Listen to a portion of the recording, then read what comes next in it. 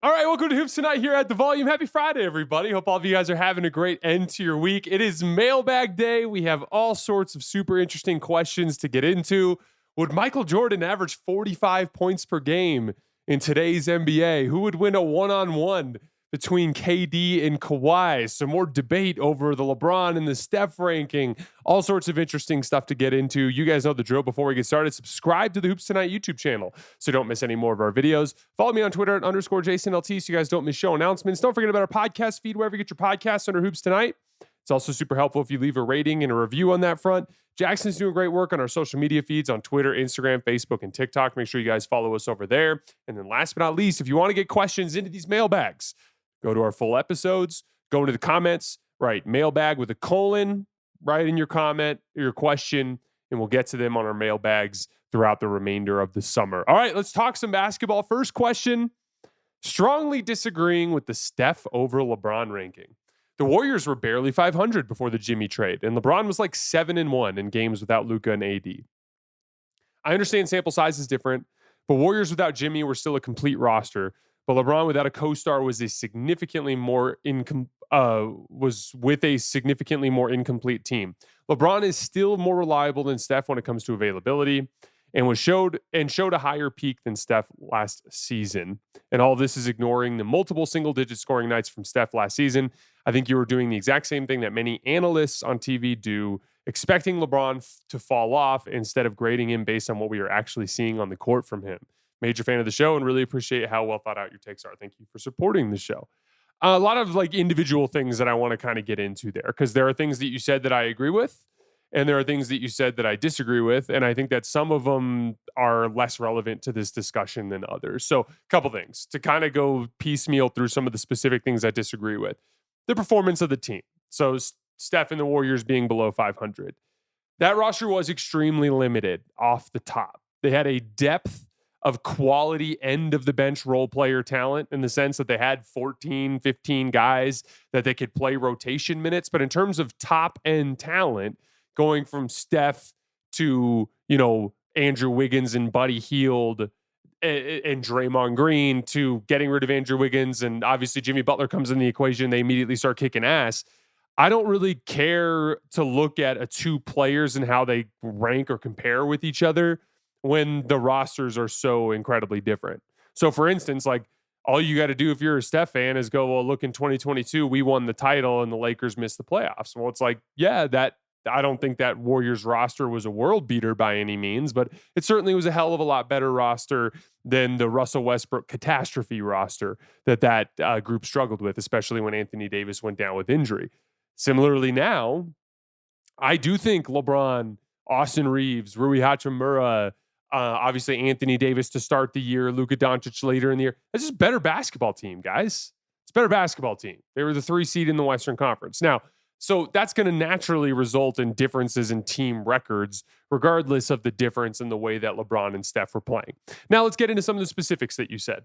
You said LeBron reached a higher peak than Steph last season. I agree. I thought Steph was really good down the stretch of the season, but that little stretch there in February from LeBron was one of the best stretches from any player in the league last year. It happened to coincide with a stretch when Anthony Davis was out and Luka Doncic was out. So it was perfect timing for the Lakers because LeBron hit his absolute peak when they absolutely needed him to, and they were able to rattle off some wins. But if you look at the totality of the season, I do think that Steph has more value right now as an advantage creator than LeBron. I want to dive a little bit further into this concept because you even said in your question, all of this is ignoring the multiple single-digit scoring nights from Steph last season.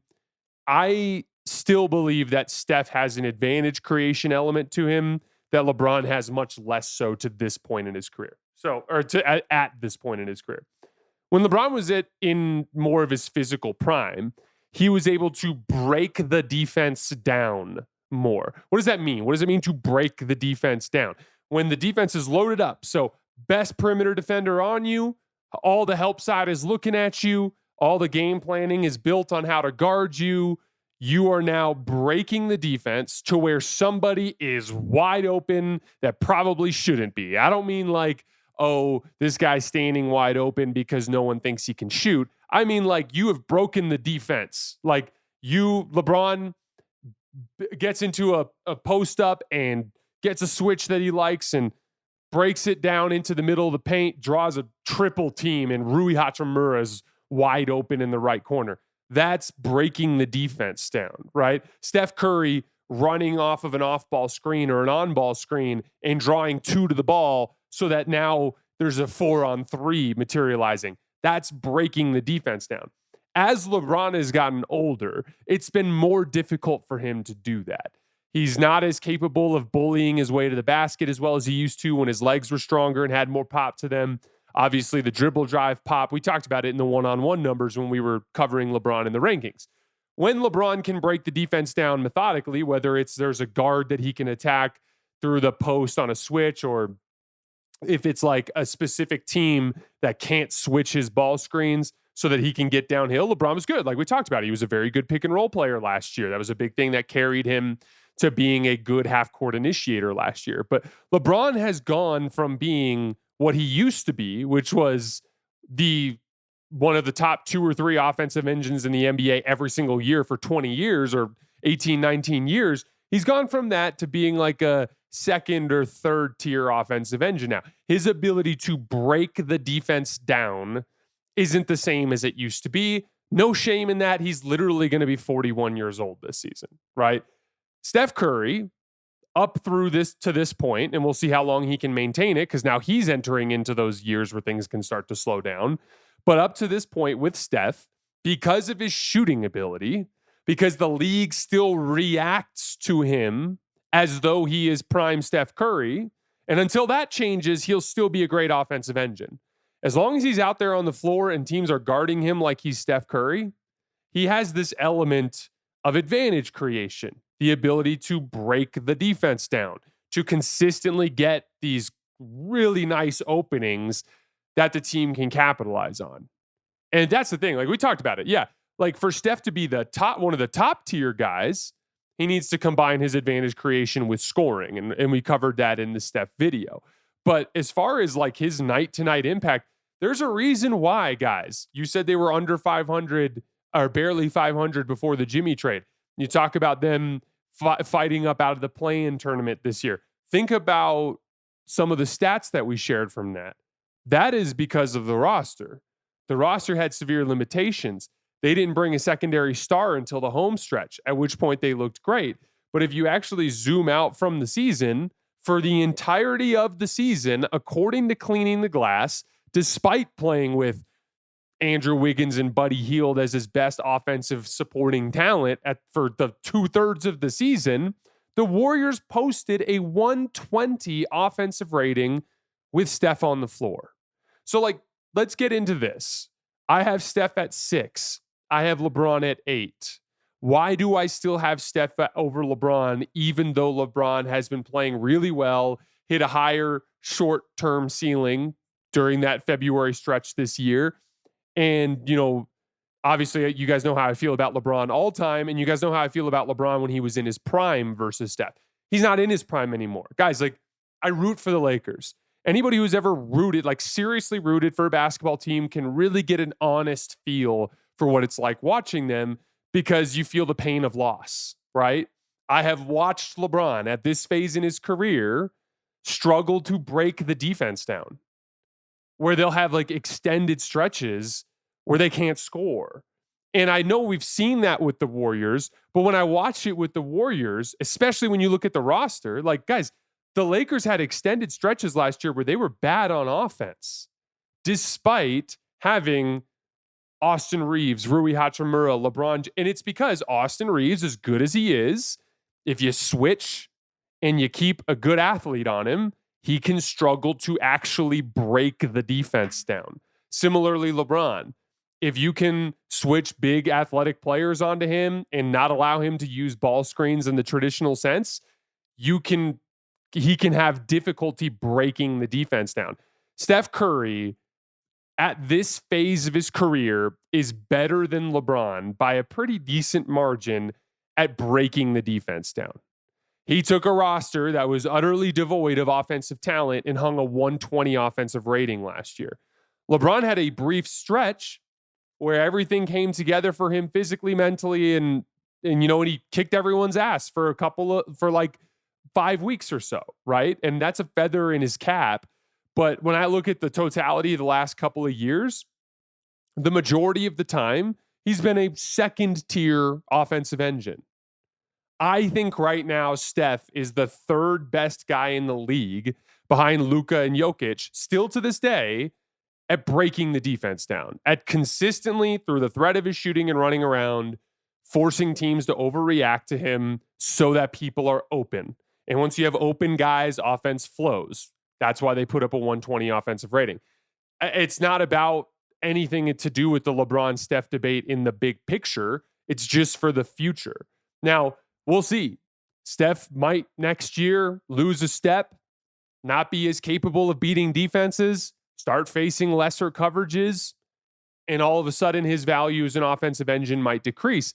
I'm just saying, through to the point when he got hurt last year, I still felt like teams were guarding him like he was Steph Curry, and he was still breaking the defense down like Steph Curry, and he was still putting up monster offensive ratings for his team like Steph Curry. There's no shame in that. He's considerably younger than LeBron. Even though he's old, he's considerably younger than LeBron. This is actually a good time. I'm going to hop forward to a different question because I got one from you guys having to do with the age piece of it and durability. Here it is. How is Steph's longevity even remotely comparable to LeBron when LeBron played 24,000 more minutes? Here's the thing. I don't mean it's comparable in the sense that no one's going to go out and make an argument that Steph has a more impressive longevity case than LeBron. That would be stupid. LeBron has the best longevity case in all of NBA history. Even when you look at Kareem, he just wasn't able to maintain the level of play that LeBron has been at. LeBron just got named second team All-NBA in his 22nd season. LeBron's the GOAT, certainly the GOAT of longevity, and I would argue that's one of the biggest feathers in his GOAT cap, right? What I meant when I'm bringing up Steph's longevity has to do with the fact that he's a small guard. One of the reasons why LeBron can play this many minutes and still be this impactful is that, yes, he's taking care of his body, but he's also 6'9", 260 pounds, like really naturally gifted athletically, literally one of the greatest athletes to ever set foot on the planet. So it's easier for him to rely on his physical size and strength as he ages in a way that smaller players can't. Steph is literally a foot speed reliant guard. And so I do think it's impressive. I'm not saying that he's LeBron. I'm just saying I think it's impressive that over the course of this phase of his career and is entering into his late 30s, like post 35, that Steph is still able to break defenses down the way he does, that he's still able to score as effectively as he does. Like I think Steph's longevity is uniquely impressive among small guards. I recently saw where Ty Lue said Michael Jordan would average 45 points in today's NBA. This is a familiar theme we've all heard. Previous NBA Hall of Fame players would average 40 or 50 points in today's NBA. If it's not MJ, it's Allen Iverson or some other guard. I think this is ridiculous.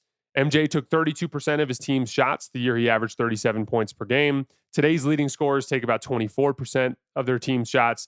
If Kevin Durant, LeBron James, or Giannis took 32% of their team's shots, I'm sure they would average 40 points too. But today's NBA doesn't lend to that possibility. Defenses are too advanced to allow that, and players today are way too skilled. What are your thoughts? Love your content and keep up the awesome analysis. Thank you so much for the kind words. That was a really well laid out case. I mean, guys, you don't need to hear it from me. Yes, it's incredibly dumb to say that Michael Jordan would average 45 points in today's game. All the stuff you broke down about pace is extremely important. There are a lot more possessions now. So even though the points per game totals look generally similar to the way they looked in the past, as we know, there's the reality that the percentage of these guys, the percentage of their team's shots that these guys are taking is different than it was in the past. So very well broken down on your part. I take it a step further. Like one of the reasons why we're never going to see a guy average 45 points is the reality of how basketball works.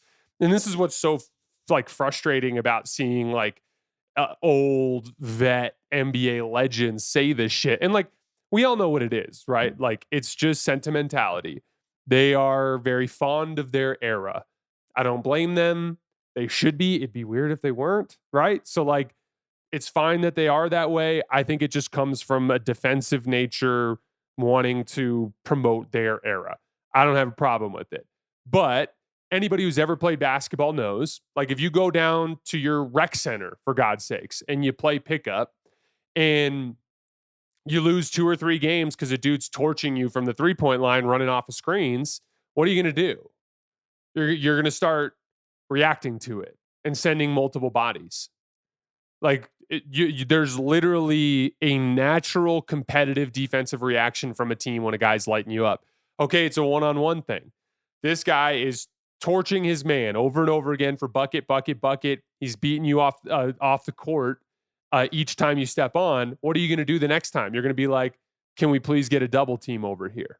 Can we send a second defender over, get the ball out of his hands? Like, you can lean into it as much as you want, and teams will eventually react. Look at James Harden. I think James Harden is the player in NBA history that most tried to gimmick his way to the highest points per game total in the league, meaning absurdly high usage. The offense was literally just give the ball to James Harden. He's going to call for a ball screen and he's going to play out of the ball screen. And if he switches it, he's going to ISO. And then at the last second, he might throw it to you in the corner for a 3. He leaned so far into that, he became a caricature of himself. And it was effective. He scored a lot of points very efficiently. But what happened? The league reacted. Guys started literally just sitting with their hand, like remember the Lakers that one game did that comical hands behind their back, literally just like sidling on his left hand, funneling him into triple teams in the paint. There were teams who quite literally played behind James Harden. Like they positioned their on-ball defenders on the opposite side of James from the rim and tried to force him to drive into all their help. The point I'm trying to make is James Harden literally played basketball as though his ultimate goal in that phase of his career was to put up the highest points per game totals ever, and he got to 36 points per game. Why? Because the league reacted, and they started guarding him that way. I'm a big Michael Jordan guy. Do I think he could get up to where Shai Gilgeous-Alexander is, maybe a touch higher, where he's averaging 35, 36 points per game? He certainly could. But James Harden is a basketball player that played a style that kind of has been proven not to work. Over the course of playoff series, he would fatigue. Over the course of playoff series, defenders would figure out what his moves looked like and start getting in front of him. He started not getting as much separation as he used to. He started not doing as well. Playing every possession as though the goal is for you to score in the same 2 or 3 ways is just going to make you easy to guard over the course of time, which is why James Harden struggled so much at the end of playoff series over the course of his career. Michael Jordan is a competitor that wants to win championships at all costs. Very different type of competitive approach than James Harden. Certainly it would have manifested in high points per game totals. He would have probably ended up close to 35, 36 points per game just because he's better than all these dudes at scoring. But it wouldn't look like a caricature of basketball. It would look like Michael Jordan from his prime with a lot more 3-point volume, running into on and off ball, pull-up jump shots and movement jump shots and post-ups. And it would be high variety, like incredibly detailed scoring in the modern NBA, done very effectively. And guess what? If he ever got into a crazy hot stretch where he averaged 45 points per game for a 4-game stretch and he was lighting the world on fire, by game 5, they would come out from the opening tip double teaming him. And it would cause his point totals to eventually go down. It's like Kobe had a stretch where he had 50 points in 4 consecutive games and had a few 60-point games in there. Remember that? Did he do that all season? Or did eventually there a basketball reality form around that because teams aren't just going to let the best scorer in the world, light them on fire over and over and over again. Could Michael Jordan score 45 points per game in today's NBA? Maybe, but it would be incredibly ugly basketball that would be bad for the team. And quite frankly, Michael Jordan would never do that. And to take it a step further, there are several guys in the league today that could do that. Like Jokic could average 45 points per game in today's NBA. It wouldn't be good basketball. It wouldn't be good for his team. So like, I just, every time I hear that, it just disappoints me because like I understand where they're coming from, but it like straight up doesn't make any basketball sense.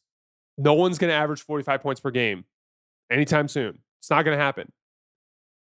Like it's just not going to happen. Hey, Jason, out of curiosity, what actually prevented you from making the NBA draft? You're 6'6", and you said before that you were blessed with good athleticism, and you clearly have a love for the game and a willingness to put in the work that is necessary. We are extremely excited to announce our new presenting sponsor, Hard Rock Bet. Everyone knows and loves the Hard Rock hotels and casinos, and now you can use the top-rated Hard Rock Bet Sportsbook to place all of your bets all NFL season and beyond.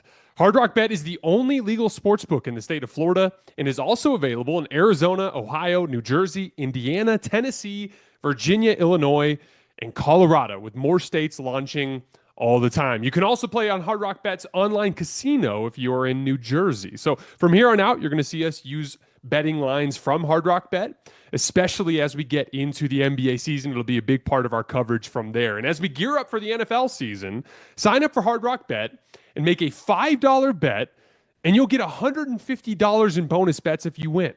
Head over to Hard Rock Bet and sign up and make your first deposit today. To make a long story short, I just wasn't nearly good enough. I think there's two elements to it.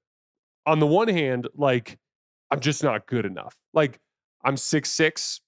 That's decent size for a wing. It's certainly not bad size. I have a 6'10" wingspan. That's not bad. I was a good athlete for like JUCO and NAIA hoops, but trust me, I've met a lot better athletes than me in my life that played my position. And that's the thing, is like, there's a version of my life where I could have gone and played overseas for a while and made it. I feel very confident that I could have gone and played overseas and played for a while, just because I competed with and against those guys my entire life. And it was just the pathway of my life that didn't go that way. But like I've played with NBA level talent. There's a whole other level there, guys. Even high level overseas talent. Like the dudes who are playing in like the top leagues in Europe or in the NBL. Like there's a guy in Tucson who plays in the NBL, has won multiple MVPs over there. His name is Bryce Cotton. He comes home and plays in the summertime in Tucson. I've competed with him dozens of times over the years. Every time he comes home, I'm reminded there's another level. There's another level to this that you can get to.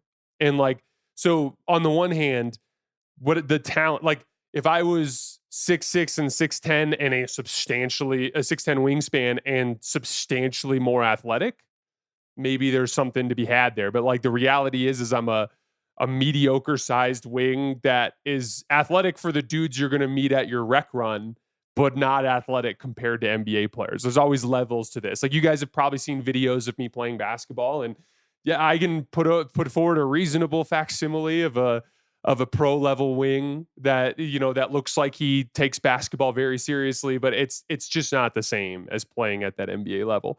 Now, why didn't I end up playing a longer career overseas?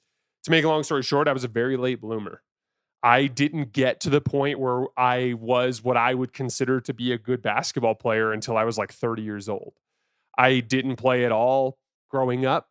I played for the first time as a junior in high school and was like the worst player on the team. And like I've told this story before, I literally like was like not doing what I needed to do in school, but just playing basketball every day my first 2 years of college. And it like led to me getting all these bad grades, which came back to be a problem when I was trying to get eligible. But it got me good enough at basketball to where I was able to play. And I was good enough to play at the JUCO level. And I was good enough to like get a scholarship. And I eventually was able to rectify my academics and get out onto the court. But like by the time I was like 23 and coming out of my last year at Arizona Christian, I had really only played 3 years of organized basketball. Like real, like I'm playing rotation minutes, organized basketball. I had only played 3 seasons in my entire human life. So like I was just a super late bloomer. And so like by the time I was 24, I was a lot better than I was 23. When I was 25, I was a lot better than I was 24. And then during the early part of COVID, I really put in a ton of work. I was selling real estate at the time, so I had a really flexible job, and I, obviously didn't have kids at the time. And I was like, I'm just going to work my butt off at basketball. And like there in my 30s, I got to the point where I was like, okay, I can really shoot the ball. I can really handle the ball. I can actually read high level basketball as it's happening around me. Like, but it's like, what am I going to do? I was married and had a job and responsibilities. I was trying to make this happen. So like, what was I going to do? Like, be like, hey, honey, I'm going to go take a low level gig overseas to work my way up and maybe one day play in one of the top leagues in Europe. Like, it just was a completely unrealistic goal for me at that point in time. To make a long story short, when I was young enough to actually go overseas to play, I actually wasn't good enough. I was big and athletic, but I didn't have the polish that was necessary. And by the time I got to the point where I actually felt like I was good enough to go over and play, it just didn't matter. But the thing is I was okay with that. Like, it's hard to explain, but like there was a time when I was like 27, 28, where I finally was just like, I'm at peace with the fact that my basketball journey is not going to manifest in this way. There will always be a part of me that wonders, like, had I picked up a basketball when I was 10 and like played YMCA hoops and like played club basketball and been a dude who played all 4 years of high school and was in the rotation all 4 of those years and like learning the game at a faster pace earlier in my life. Like, yeah, there's a version of that where I go play at a mid-major D1, or maybe if I'm lucky, a high major, and maybe I end up going to play overseas and I do it for 7, 8 years and then I come home. But like, it's, how it is when you start thinking about life that way. It's like it all is dependent on each other. Like I look at it on the flip side and it's like, okay, I didn't pick up a basketball until I was very old. And I wasn't nearly good enough in time to accomplish some of my basketball goals. But at the same time, I was lucky enough to get my school paid for. And even though I was a flawed college basketball player, I was like athletic and got to have some memories and, had some hot shooting stretches and had some big dunks and I had 31 points in a game. I had a half dozen games where I had over 20 points. I know what it's like to be in a real college basketball game and score 30 points. It's a cool feeling. I wasn't good enough though. I wasn't good enough to go do the things that I wanted to do after I played. But then you start to think it through and it's like, okay, so right after I was done at Arizona Christian, instead of going to play overseas, I went home. When I went home, I met my wife. I love my wife. We are incredibly happy together. We're literally up here in Colorado. She skis. She played college basketball herself. She's athletic. She's in great shape. We work out together. We go skiing together. She's the love of my life. I feel incredibly blessed to be with her. And like, if I would have accomplished those basketball things, I'm probably not with my wife, right? A second piece of it, like, what about this? Like, my love for basketball and my competitiveness manifests in this job. There's a version of this where, like, if I got caught up playing overseas for 6 or 7 years, I might have come home and not been in a position where I felt mentally ready to do something like this, because maybe I scratched that itch in a different way playing overseas. And then maybe I'm not lucky to be in the position where I am right now, working for the volume and having this platform and having this opportunity to literally be around the game every day of my life. Right. So like when I was like 27, 28 years old, I reached a point where like I was looking at my wife and I was looking around at my life and I was like, I'm happy. Like, I'm happy with this. Like, yeah, it sucks that I didn't get an opportunity to accomplish some of my basketball goals. And there'll be again, every once in a while you get the itch. A lot of times, like often when I'm just competing against really high level talent and I'm playing well and I'm like, man, like, I just wish I could have followed this more through to conclusion, but it's just not how it worked out.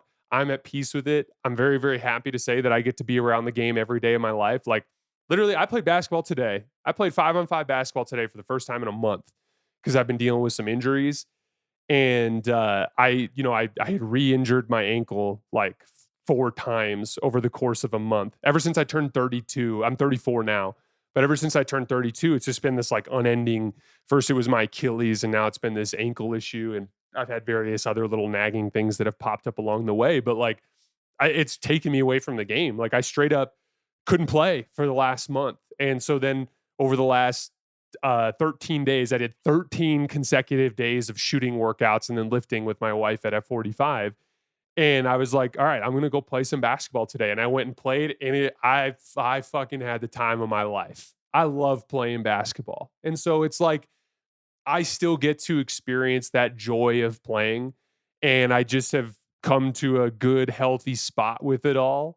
But to come back to the, after that super long random diatribe, to come back to your question, I didn't make it because I don't have the natural gifts for it, and I was way too late to the game. I do think that I was good enough to potentially play overseas, but it just didn't work out that way. And I have a ton of respect for those guys who have done that. I've gotten to meet several of those guys, and I sit down and I talk to them, and I hear about the grind, and I hear about how like I had a buddy who played D1 and went and played overseas for the last 7 or 8 years. I worked out with him a couple summers in a row. And like, I would talk to him and he'd be like, yeah, man, I'd come home and I would meet a girl.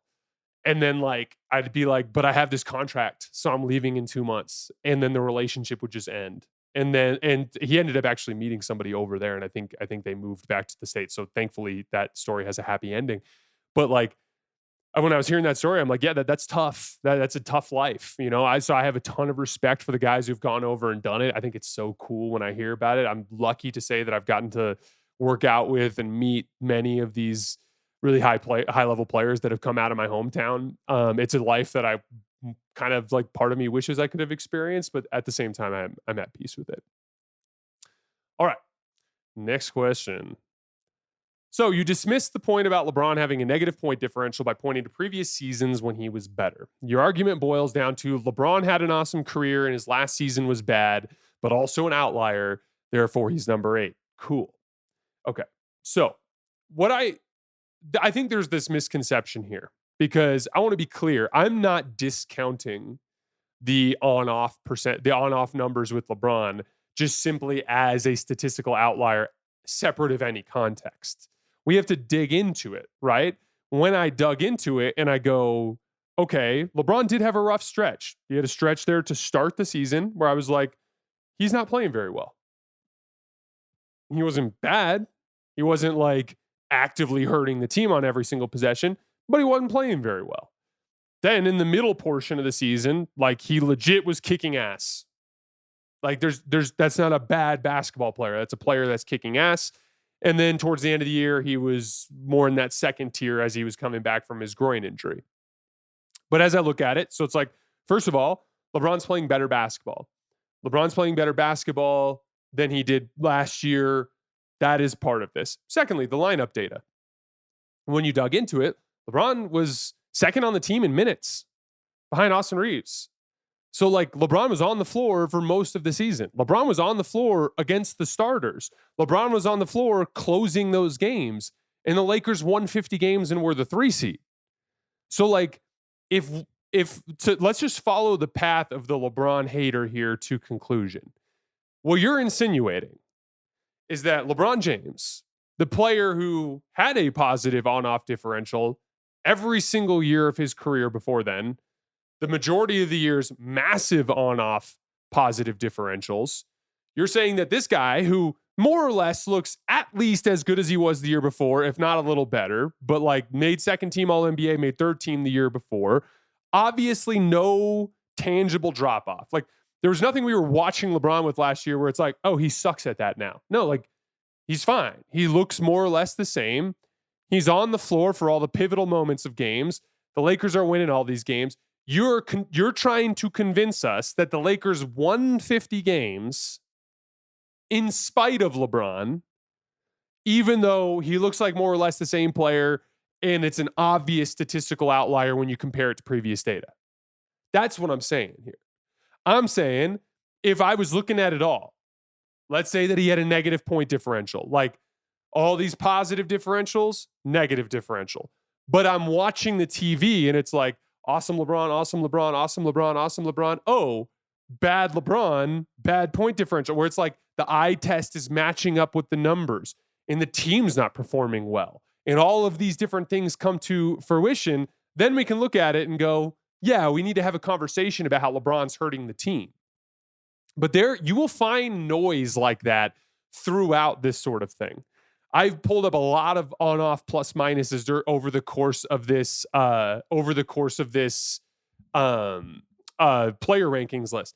I can't remember exactly what it was, but there was an offense one with the Knicks with Jalen Brunson that didn't make sense. A year where they were like the same or better when he was off the floor on offense. It was either like last year in the playoffs or last year. I can't remember exactly which 2 years ago in the playoffs. I mean, I can't remember which exact data set it was, but I saw it and I looked at the others and it was like, they're clearly way better on offense when he's on here. They're clearly way better on offense when he's on here. They're clearly way better when he's on offense when he's on here and here and here. This is clearly a statistical outlier. Like clearly something funky was going on here. It's not like Jalen Brunson was fucking the team up on offense during that time. Like that's the whole point is like, if you're, it is, in my opinion, super revealing that you guys just don't like the guy. And like, look, whatever, you don't like the guy, but like when you cling to one single piece of data, irrespective of all of the surrounding information we have, you are revealing your bias. Okay. When we have a piece of data and the surrounding information leads us to believe that that piece of data should be taken very seriously, totally different conversation. But we had the best Laker team in years, the best LeBron season in years. LeBron was on the floor for all of these pivotal moments, and you're trying to tell us that he was hurting the team last year, like because of this one piece of data that very clearly has a lot of noise involved. And I think you're just allowing your dislike for the guy to come through for whatever reason, which leads perfectly into this next question. Hey, Jason, the reason people hate LeBron isn't because he's Steph's rival. It's because Steph is much more likable as a human. Steph fans are used to humility when it comes to their favorite player versus LeBron fans who are used to ego, so it's much easier for them to respect a player that's humble and fun. Here's the thing. And I know that I'll have some LeBron fans that'll get super pissed off at me about this, but LeBron fans are crazy, so what are you going to do? So are Steph fans. Sections of them, I should say. Steph is more likable than LeBron. He just is. LeBron is a showman. He has a massive ego. I'm not even saying that Steph doesn't, but LeBron has a massive outward ego. He's very melodramatic. LeBron is just a very unique type of human that comes off in this very it's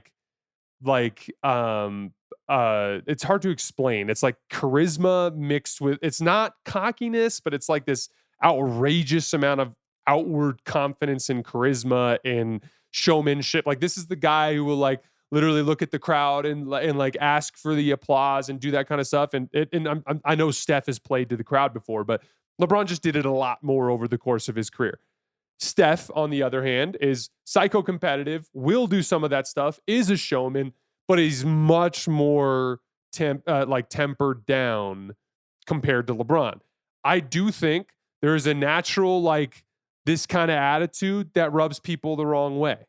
Like, if you go around to literally anybody who has, like, a big personality that's out there and not afraid to carry themselves with confidence, it comes with being polarized, like polarizing, right? Like Stephen A. Smith. A lot of people who hate that dude, right? A lot of people who love him, but he's got a big group of detractors because he's Stephen A. Smith and he carries himself the way Stephen A. Smith does. He just has big energy, big confidence, big charisma. Some people like it. Some people don't like it, right? Like a lot of people hear Aaron Rodgers talk and immediately don't like the guy, because of the cockiness and the bravado that comes off of him. Steph is just a more relatable, naturally behaving human. And that, I think, resonates with more people than it does with LeBron. Because, this is the ultimate question, right? Why do so many people hate LeBron? Because there is legitimately a substantially larger group of people who hates LeBron than the group that hates Steph. And you got to ask yourself why. It can't just be because of winning, because even though I think LeBron obviously has a higher place all time than Steph is a pretty damn accomplished basketball player who's done a lot of winning in his life. But Steph, for whatever reason, just doesn't have that army of haters. And I think it just stems from the fact that LeBron just rubs some people the wrong way. It is what it is. I'm not like, I don't care. I'm a basketball fan. So I look at both of them, and irrespective of what their personalities bring to the table, I like to look at them as these two different, completely unique basketball players. But there are a lot of people who cannot see past that with LeBron. And so they just hate the guy, and it clouds the way they view him as a basketball player. Like I'm that part frustrates me. I agree. But I tend to agree that I think Steph is a more naturally likable person. All right. Hey, Jason, I was wondering what your take on the recent Warriors system narratives floating around, that both stars and role players don't want to come to the Warriors because they don't want their only job to just be passing the ball to Steph. Do you think players are indeed diminished in the Warriors system compared to others? And do you think this perception has affected their ability to acquire players? No. I think that anybody would want to play with Steph, or would want to play with Luka, or would want to play with these guys. I do think that there is a natural, like, oh, my game fits with this type of person attitude that you'll see out there, right? So for instance, like, if you're a guy who can like shoot on the move and do more stuff off the bounce, you're going to probably want to play in a 5-out system. Because if you're going to go, and I'm talking about role players, I should say people who are not stars, you're going to want to go play somewhere where you can play off the bounce. And so, like, yeah, you may not want to go play alongside Luka Doncic and stand in the corner, right? But then if you're a shooter, like a spot-up shooter, you may not want to go play somewhere where you're going to have to put the ball on the floor and make decisions, right? So, like, here's the thing. Like, the Warriors run a very exaggerated version of 5-out offense compared to other teams in the league, just because they have a guy that comes off of screens more than anyone else. And just in general, they just have a roster that is like tailor-made for that offense. But there are other systems around the league that run similar actions. So does Indiana. Indiana runs a lot of like Chicago action and like split cuts and like all these different things that that are natural 5-out concepts. And again, 5-out, all that 5-out basketball is you don't have anybody permanently occupying a space under the rim. They'll drive to the rim, they'll cut to the rim, they'll roll to the rim, they'll relocate under the rim. But for the most part, everyone's moving around, and 5-out tends to have more side-to-side movement and more ball and player movement and more actions run per possession. Whereas 4-out is more of like a spacing principle. Guy in the left corner, guy in the right corner, guy on the right wing. I'm dribbling on the left wing. They're going to come set a ball screen and then roll, or that guy's going to sit in the dunker spot while I ISO, and I'm going to try to break the defense down. He'll be standing there. I'll throw the lob, right? There are all these different sets you can run out of it, but obviously a 4-out approach is more catered to a small amount of ball handling. So a couple of guys who are going to handle the majority of the ball handling responsibility, and then play finishers. You're either going to shoot a 3, drive a closeout, or finish at the rim, right? Whereas in a 5-out system, there's a lot more demand on other ball handling. Like, more people are going to touch the ball in every possession. Interior playmaking is more important. Guys who can play on the roll, guys who can play on the short roll, that sort of thing. So, like, I do think that there are players that look at Golden State and go, that's not the right system for me. But then I think there are players who look at Golden State and go, that is the right system for me. I saw the name Ben Simmons floating around. Like, do I think Ben Simmons is a substantial needle mover for the Warriors? No. But like, Ben Simmons is a guy that in theory could kind of be a functioning big in Golden State's system, because what does Golden State's system tax bigs to do? To pass to guys running in and out of split cuts as they have the ball in the post, to short roll off of Steph, to run dribble handoffs with their guards as they come running off of action, and then to roll into space. Like, all of that kind of aligns with what Ben Simmons' skill set is. So like, to me, it just kind of depends on the player. And similarly, like, let's take Dorian Finney-Smith with the Lakers. I think he's a 4-out player. I think he needs to be playing where he's catching the ball wide open in the corner, wide open on the wing. I think if you asked Dorian Finney-Smith to play in the Warriors system, you'd find out pretty quick that he's too small to be a big, and he doesn't handle the ball well enough to really function in their high-paced read and react offense. So like, I think that kind of dictates it more than any sort of like vendetta that any one player would have against a team. I saw a discussion on Twitter about a hypothetical one-on-one, and I'm curious about your take. Kawhi Leonard versus Kevin Durant. The assumption is, of course, that both are healthy and at their peak. We saw KD drop 50 on the Raptors back in 2019, but Kawhi wasn't consistently guarding him every possession due to his offensive role. So I'm curious how Kawhi's strength and defensive instincts counter KD's length and offensive craftsmanship. Kawhi is still an underrated scorer, while KD is an underrated defender. My question is, how big is the gap between the two? KD on offense versus Kawhi on offense, and vice versa on defense. As a biased Kawhi fan, he's got my vote, but would love to hear your input. This one's really interesting because you said hypothetical 1v1. So I do think that Kawhi would beat Kevin Durant in one-on-one. The reason why is Kawhi has such a physical strength advantage. So like when he's guarding Kevin, he's going to be able to put his hands on him and really hold him physically in place and force him into extremely difficult over-the-top jump shots.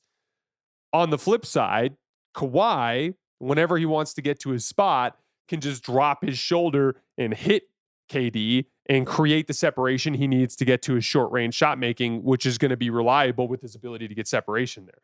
It'd be close, but I could see Kawhi beating Kevin Durant in a strict one-on-one. But I do think Kevin Durant, when he was at his peak, was a better basketball player overall than Kawhi Leonard because basketball's not one-on-one. I talked about a game when I was doing our greatest peaks video after the Anthony Edwards episode, if you guys remember, just literally on Wednesday. And I talked about Kevin Durant's best game, which was game 3 of the 2018 NBA Finals. And it was like he had 43 points and 13 rebounds and 7 assists. He dominated that game as like a floor general. And there's a level of like running 5-on-5 offense that I think KD was better than Kawhi at. KD at his best as a passer was a substantially better passer than Kawhi ever was. I think KD's ability to play in and out of action is better than Kawhi's ability to play in and out of action. Like, yeah, give me Kawhi post-ups and high post-ups and ISOs, sure, but like KD is a guy that like is legitimately a high volume off of screen shooter and a guy that can play pick and roll at an extremely high level when he was at his peak. And so, yeah, like sure, Kawhi Leonard could beat KD one-on-one just because he could physically maul him. But in 5-on-5 basketball games, I think KD was the better basketball player. Even looking at defense, like Kawhi's value as an on-ball defender can only be used in one spot. Like KD's value as a rim protector and rebounder when he was because KD was a really solid rebounder when he was at his peak, right? Like, I think the gap between KD and Kawhi defensively is actually pretty small in the team context. Kawhi's a better defender, but KD makes it pretty close with all of his versatility on that end of the floor. And by the way, KD was a pretty good one-on-one defender as well, right? On the offensive end of the floor, 2 elite scorers, KD maybe a touch better at just like physical bully ball one-on-one stuff. But in versatility of scoring and the ability to play, make, and pass at a different action and score off the move out of different action, that to me gives him a pretty substantial gap as an offensive player over Kawhi. 2 more quick ones. How do we contextualize Wemby's lack of playoff experience when it's a huge part of the road to the title? As per your criteria, you want a player from October to June, but we have little idea of what Wemby would look like in that environment. And if his offense is robust enough to handle the intensity and the defense of the playoffs, well, I think he's easily a top 10 regular season player. I have a hard time putting him ahead of players that are slightly worse regular season players like Brunson or Mitchell, but have already shown themselves as elite playoff performers. Great episode, as per usual. Thanks for the breakdown. Thanks for supporting the show. Here's the thing. Yeah, there's some question marks regarding Wemby as an offensive player in the playoffs. There's a version of it where in his first playoff series, he averages 16 points per game on 49% true shooting because he just gets physically mauled and double teamed and he struggles with it. And he's also going to dominate that series on defense. Wemby has an extremely high floor in the playoffs because he's the best defensive player in the world. And we've actually seen this where like guys can actually leverage that up a level, like Giannis being able to all of a sudden be 2 places at once and erase a lob when he's guarding the damn ball and pick and roll. Like there is a level that Wemby's going to be able to get to defensively in the postseason that makes his impact already pretty close to the top guys. And so, yeah, if he can get to even just 20 points per game on 56% true shooting, he's already a top 10 playoff player. And if he can if he gets up to the point where he's scoring effectively in the postseason while being the best defensive player, that's where we're talking about a guy who's a candidate for the best player in the world. And that's where I think he can get in the next couple of years. Last one. Hi, Jason. Love the show. I had a question relating to NBA fans. I can't believe some of the comments I see here. It makes me wonder if people come to podcasts like this to actually enjoy their time or not. Do you ever get discouraged doing rankings like these when no matter how you rank them, people will be upset? So you just get better at it. It's hard to explain. It's honestly, it's encouraging to me because like, obviously the negativity got to me more when I first started doing this. As I always say, like it never stops getting to you. Like every once in a while, like I'll just get in when I'm looking through for a mailbag, I'll just see someone who's just being an asshole. And it's like every time you're like, it just bums you out, right? Because like I'm sitting on the couch, like my dogs are sitting next to me, I'm enjoying a cup of coffee, just working, and then all of a sudden someone just talks some crazy shit, like right to your face, right? Like it's weird. And that part never goes away, but you just get better at it. And like it bothered me a lot early on, but like thankfully, like I'm 3.5 years into doing this for the volume. And even in just 3.5 years, I'm so much better at just like rolling with the punches and not letting that stuff get to me. Again, I've told you guys this before, but the rationalization is pretty simple. Like, why would I get upset about, a dozen trolls under each video and maybe one or two really mean comments when the video has, in the NBA playoffs over 50,000 views on average, right? Like, I'm just not going to get overly worked up about that when it's just a small number of bad actors, when the majority of you guys are just normal dudes like me who love the game, who are coming in for some basketball analysis. I know the feeling. I listen to basketball pods, especially before I did this for a living. Like I most of you guys are just people like me who love basketball and who are good people who are living normal, good lives and are, managing a relationship and maybe raising a family and dealing with your own family, whatever stuff you've got going on. Like we're all just in the grind being normal people. And then there are just these bad actors out there. And like you just have to kind of find a way to compartmentalize them by reminding yourself that there's just so much more normal behavior going on. But again, the truth of the matter is that it never gets not weird. It always is like a little jarring to read someone being an asshole, but you just get better at it. And the fact that I'm doing this well at 3.5 years makes me feel optimistic that, 10 years in, it should be something that bothers me very little. But the truth of the matter is, just like anything else in life, you just get better with reps. Every time you do something, you get a little better at it. And that's kind of more or less what it's like dealing with trolls. All right, guys, that's all I have for today. As always, I sincerely appreciate you guys for supporting me and supporting the show. I hope you guys have an amazing weekend. Next week's going to be a little different. No mailbag next weekend. We're going to do number 4 on Monday, number 3 on Wednesday, and then number 2 and number 1 on Friday. So player rankings, packed week. I will see you guys then.